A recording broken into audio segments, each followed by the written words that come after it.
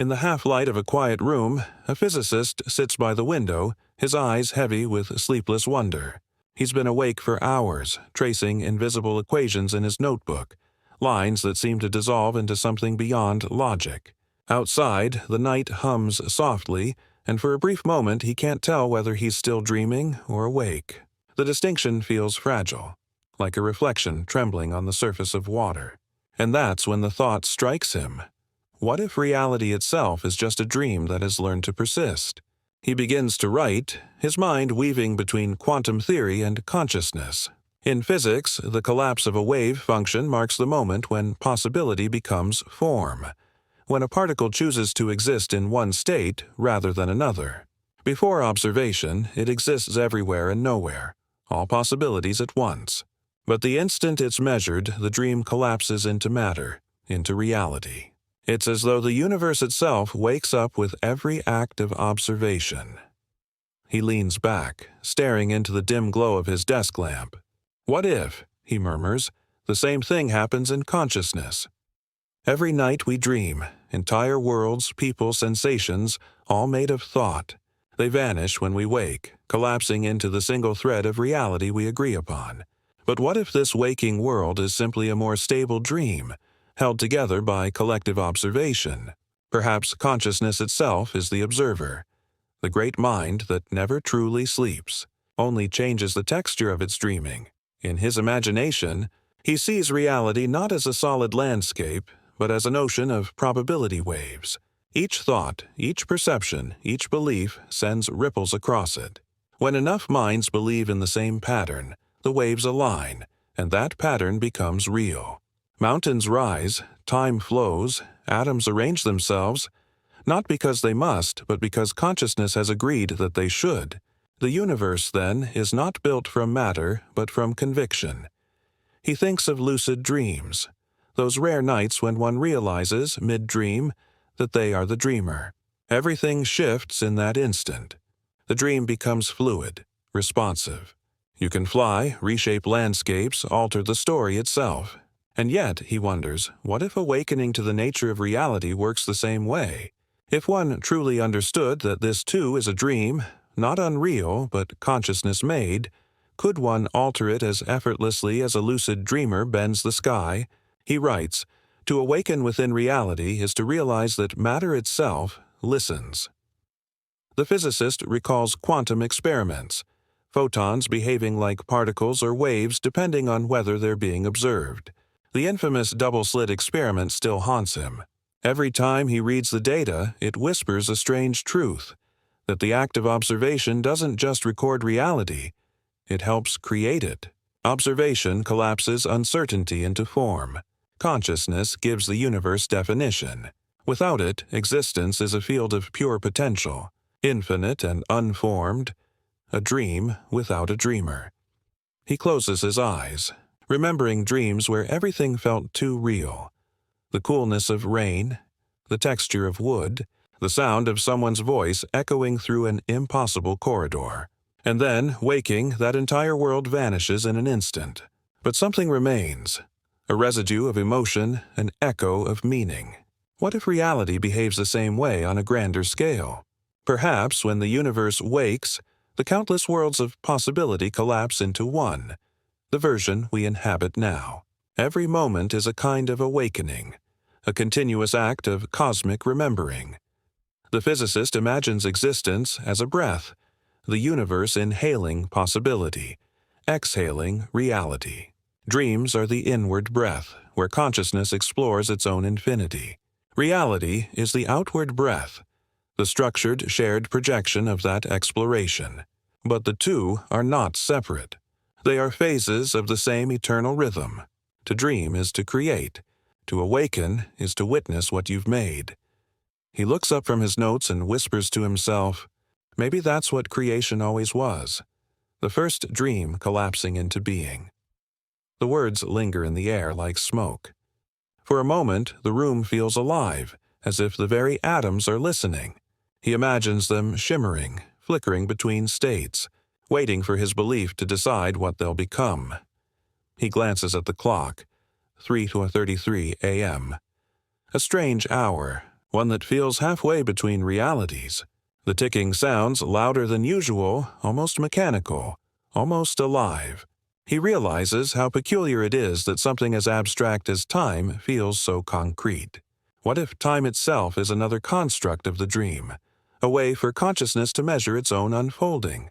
He wonders if dreams have time or if they simply are, whole, instantaneous. Maybe time appears only when consciousness begins to watch itself move. He writes again. Perhaps the dream doesn't end when we wake. It only becomes shared. Outside, a faint breeze brushes the window. The world feels different now, softer, more fluid, as though the edges of matter are gently dissolving.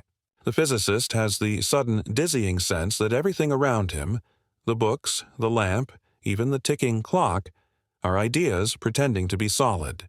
He knows how absurd that sounds, yet, deep down, it feels true. After all, every object, when broken down to its quantum essence, is mostly empty space, vibrating energy, mathematical possibility. He wonders if the universe dreams too. If black holes, galaxies, and stars are thoughts within an immense, sleeping mind. Maybe consciousness is not confined to humans but woven into the very structure of spacetime. Maybe every particle carries a fragment of awareness, whispering in quantum code. He feels the pull of sleep now, his thoughts merging with the hum of existence. He doesn't know whether he's falling into a dream or rising into a deeper layer of reality. The boundary blurs.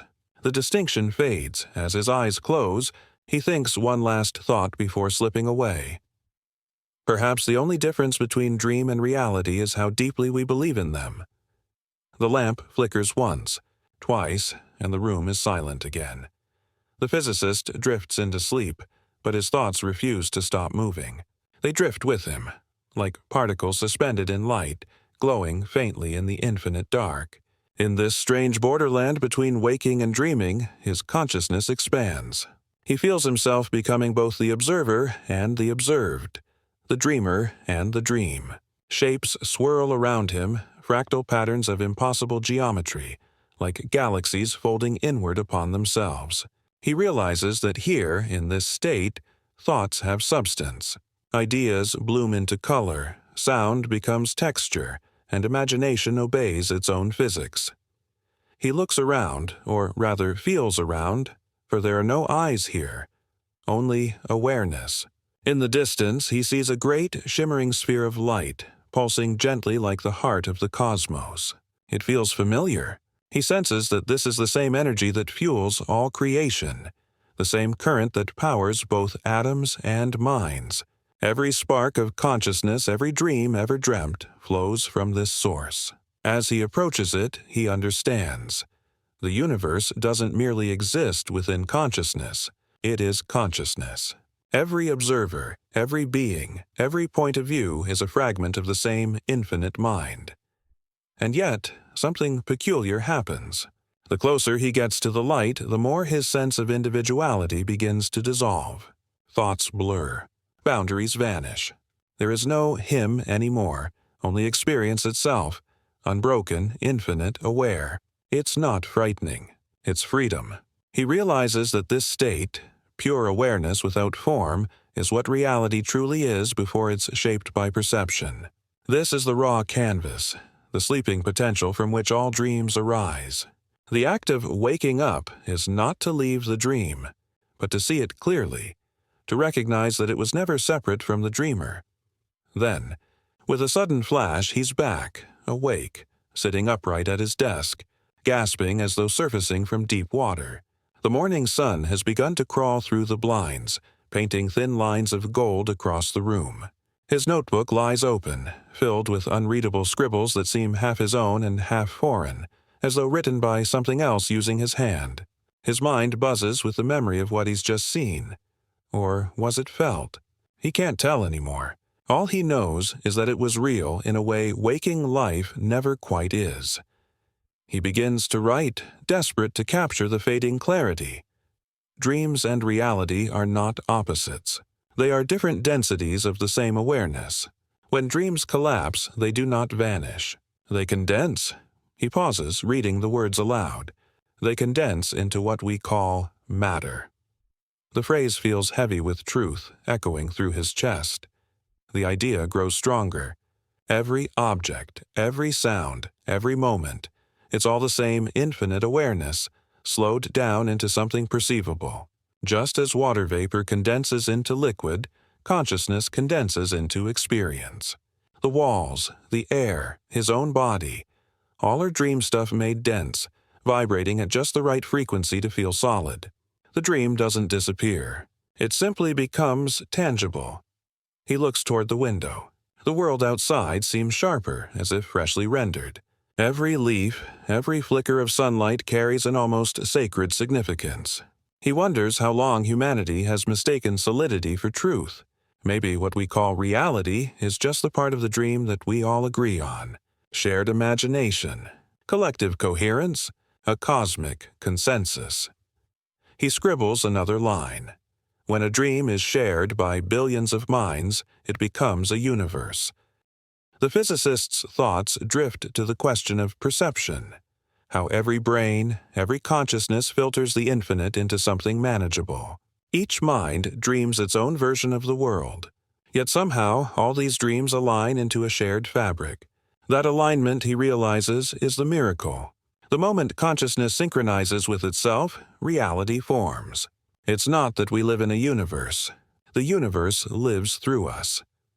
He remembers reading about ancient mystics who claimed that all of life is Maya, illusion. But maybe they didn't mean illusion as in fake. Maybe they meant illusion as in creative performance, the mind's theater of manifestation. The dream of existence is real because it's experienced. To call it an illusion misses the point. Illusion is how reality happens. The clock ticks softly, marking time he no longer fully believes in. He glances at his reflection in the window pane, the faint outline of a man caught between two worlds. He speaks to it quietly. Maybe we've been dreaming each other all along. His reflection flickers, just slightly, as though the glass itself wavered. For a heartbeat, he sees 1,000 other reflections layered behind his own. Endless versions of himself across possible worlds, each staring back, each wondering the same thing. And then it's gone. The room feels still again, though he knows it isn't. He senses the silent hum beneath everything. The low vibration of consciousness, always at work, shaping, observing, becoming. He writes his final note for the morning. The moment dreams collapse into reality is the moment the universe realizes it's awake. He closes the notebook and exhales. The boundaries between inner and outer, dream and waking, self and cosmos, all seem to have blurred into one vast continuum. He no longer feels like a man sitting in a room, but rather a ripple within something much larger.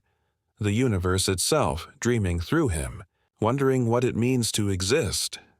As the first full light of dawn fills the space, he closes his eyes once more, not to escape, but to return. To the dream that never truly ends. To the dream that became everything.